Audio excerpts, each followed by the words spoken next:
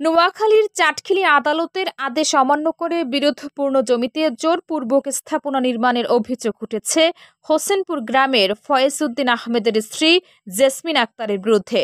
সরেজমিনে গিয়ে দেখা যায় বুধবার সকালে আদালতের নিষেধাজ্ঞার বিষয়টি কোনো তোয়াক্কা না করে ওই নারী কয়েকদিন ধরে নির্মাণ কার্যক্রম চালিয়ে যাচ্ছেন।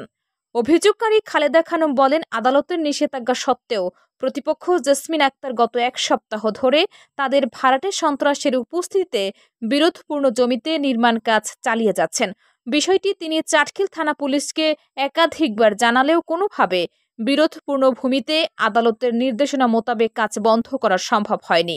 অপরদিকে এ বিষয়ে বারবার জেসমিন আক্তারের সাথে কথা বললে তিনি কোনো উত্তর না দিয়ে এড়িয়ে চলে যান।